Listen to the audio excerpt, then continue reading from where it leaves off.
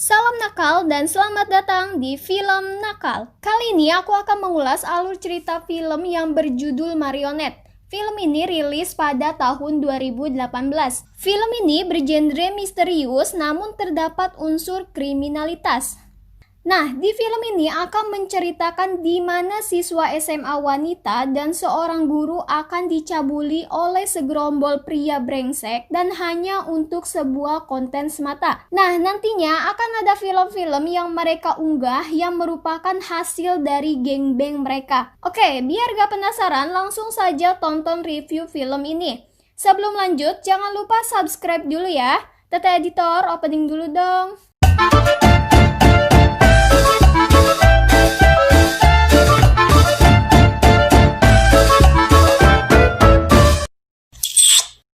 Di awal film diperlihatkan seorang anak gadis akan berangkat ke sekolah. Kelihatannya ia masih polos namun agak jendil karena tampilannya yang menor.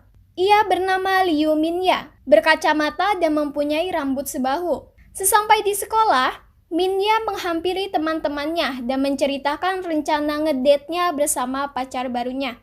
Ya, ternyata mereka hanya kenal di internet. Sepulang sekolah, akhirnya mereka ketemuan di sebuah taman. Dan pacarnya ini mengajak Minya jalan-jalan. Awalnya hanya mengajak makan burger, tapi ternyata mereka pergi ke tempat karaokean. Asik berduet, tapi pacarnya ini mulai terlihat tatapan-tatapan mesumnya. Ya, dengan seragam sekolahnya, Minya hanya diam dan menatap pacarnya itu ketika ia mulai disosor olehnya. Scene berpindah ke masa depan. Diperlihatkan Minya sudah menjadi seorang guru. Dan katanya seminggu lagi akan menikah. Mendengar berita bahagia itu, murid-muridnya memberikan sebuah surprise kepada ibu guru dengan dekoran kelas yang indah dan ucapan selamat kepadanya.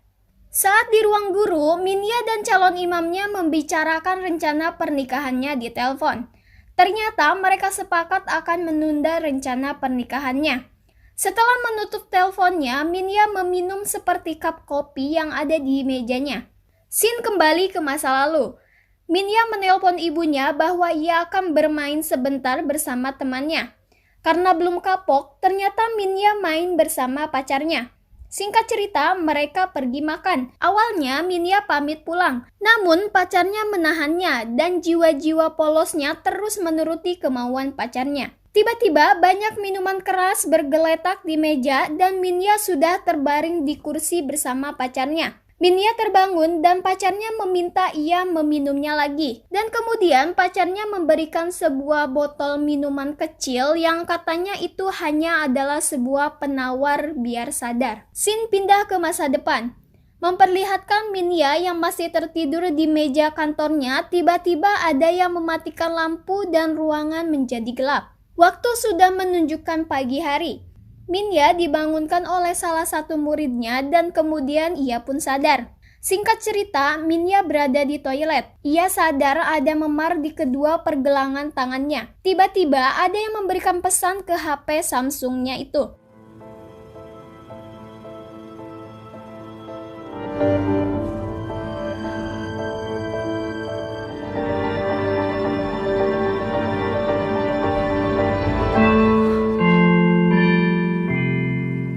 Scene pun berpindah ke masa lalunya lagi, di mana ia menonton film ketika ia di gangbang. Dengan tangis penyesalannya itu membuat kita sedikit kasihan karena memendam masalah sendiri itu memang menyakitkan.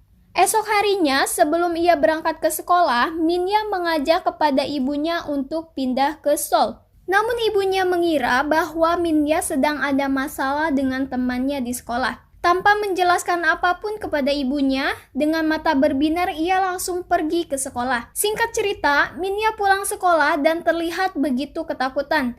Namun Tuhan mempertemukannya lagi dengan pacarnya itu.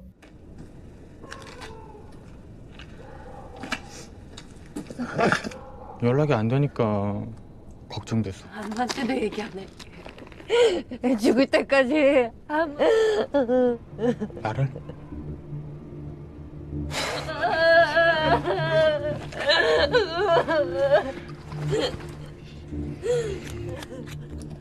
이거 안 마시면 장난감이야. 네 주인이라고. 알았어?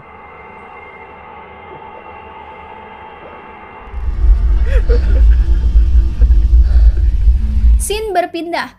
Minya sedang dinner bersama calon suami dan calon mertuanya, namun ketika asik ngobrol, ia mendapatkan pesan lagi.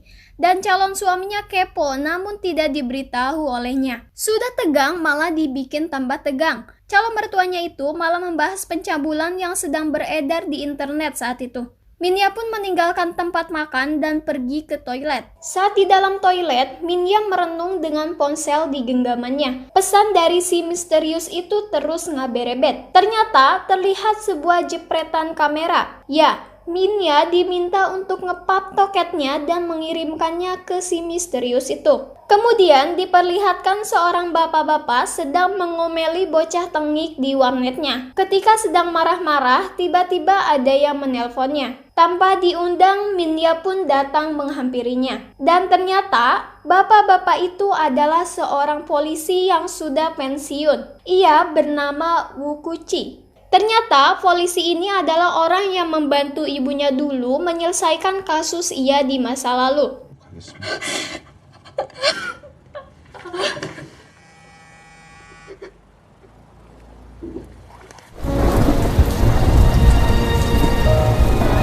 에서 일어난 여고생 윤관 사건의 피의자인 김무근 등 5명에 대해 CD로 제작해 팔기 시작했고, 한 언론사의 특종 보도로 사건이 알려진 후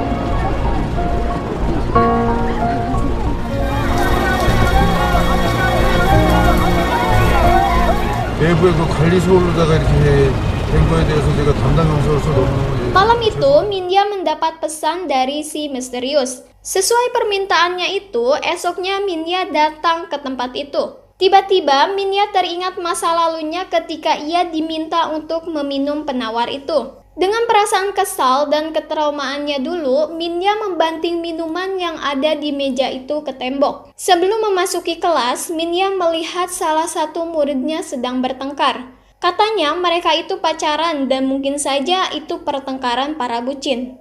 Saat sedang mengajar, Minya menyampaikan materi yang berhubungan dengan seks kejahatan. Sudah tidak aneh ketika guru sedang menjelaskan materi di kelas, namun muridnya malah asik sendiri. Ya, Minya tetap menjalankan tugasnya walaupun tidak dihargai. Tiba-tiba ia mendapatkan pesan dari si misterius dan semua murid yang ada di kelasnya mendapatkan pesan itu juga. Akhirnya kelas pun tidak terkendalikan dan tiba-tiba semua pandangannya tertuju ke si Ching.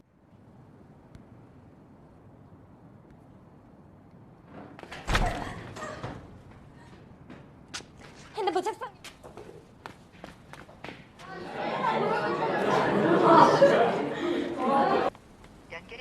Kemudian Minya menemui si Ching di sebuah taman sekolah dan berusaha menenangkannya. Akhirnya mereka mengobrol empat mata dan menceritakan kronologi kenapa kejadian itu bisa terjadi. Katanya si Ching ini awalnya disuruh oleh pastor untuk datang ke sebuah gudang untuk mengambil hadiah. Dan ternyata ia malah melakukannya. Ia pun mengatakan ada minuman di sana. Kemudian ia sadar dan ada banyak pria. Sudah terbayangkan bukan siapa yang melakukannya? Jam pelajaran selesai.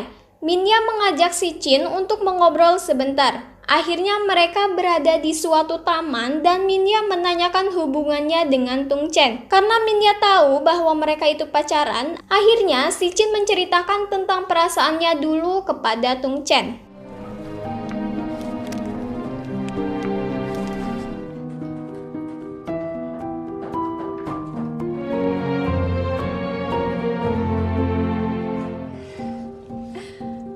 진짜야. 갈래?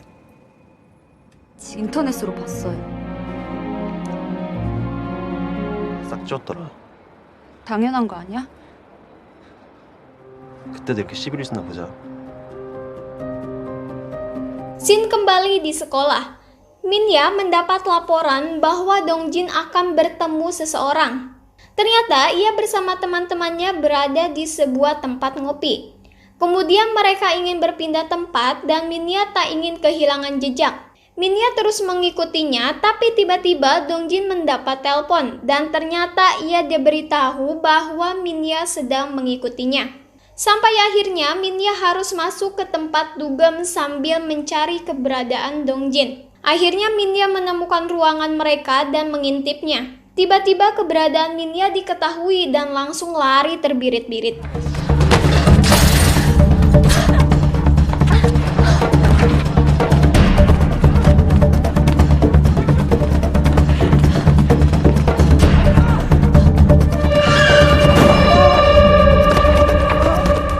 Ketika hampir tertangkap, Minya ditarik oleh seseorang hingga akhirnya ia selamat dari kejaran pemuda itu.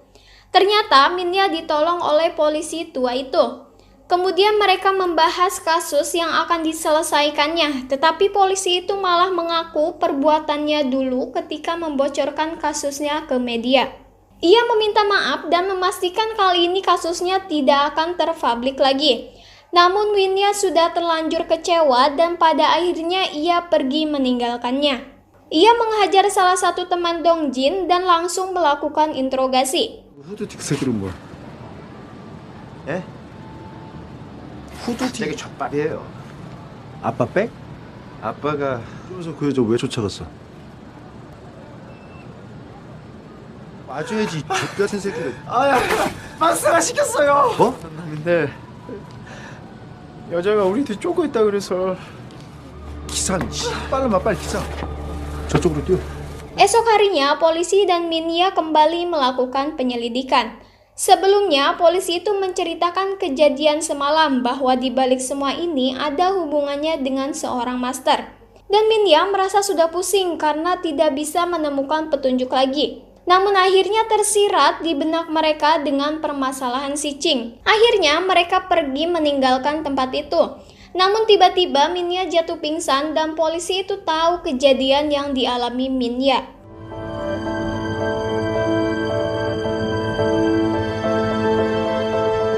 아 뭐예요? 119 신고라도.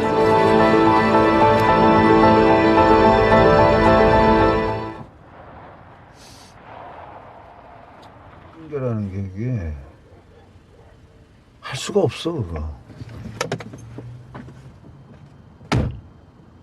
Saat Minya merenung, sekilas terlihat ada alkohol dan sebuah silet di atas meja. Minya seperti frustasi, namun tiba-tiba ada yang mengirimkannya sebuah video. Tatapan Minya tiba-tiba tertuju ke silet itu. Minya pun langsung pergi bersama mobil putihnya dan sebelumnya ia mengabari polisi tua itu. Ia memberitahunya bahwa ia akan pergi ke gudang di mana si Ching itu disekap. Akhirnya Minya sampai di tempat di mana dulu ia juga disekap. Dan akhirnya Minya meminum penawar itu dan tiba-tiba ia dikelilingi oleh orang-orang bertopeng. Minya menanyakan keadaan si Ching dan ternyata malah datang seorang wanita bermasker. Ya, wanita itu adalah si Ching.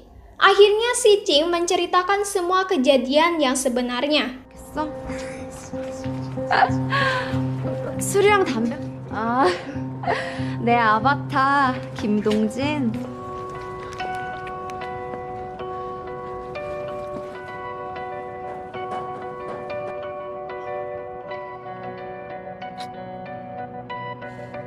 그랬잖아. 그건 예고편이고 본편은 아직 시작도 안 했어. 인터넷에 아동 올리고 내가 경찰서 갔다 왔잖아. 근데 나보고 이런 짓을 저랑 또... 걸려서 귀찮게 하지 말고. 땡. 그 말을 듣고 싶겠지. 이용당 앞에 있는 거야. 씨발 빨리 하라고 지갑표 야 빨리 해. 자, 그럼. 땅이들 하자 이 개 후레 자식아. Di sisi lain, polisi tua sibuk mencari pasukannya untuk membantu menyelesaikan tugas ini. Ia pun berhasil menemukan Minya, namun apesnya polisi tua itu malah ditangkap juga. Sayangnya saat ia di baku hantam itu tidak diperlihatkan. Tiba-tiba suara uwiu-uwiu berbunyi. Mereka semua mulai panik dan mencoba untuk kabur.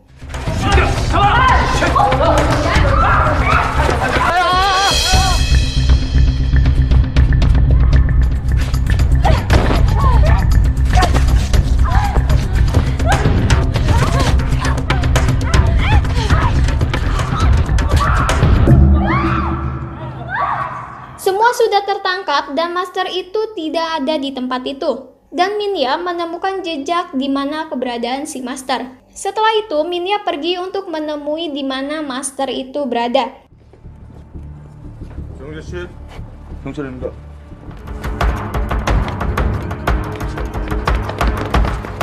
야야야, 야, 강영사, 문영사는 지금 용의자 추격 중입니다. 그래?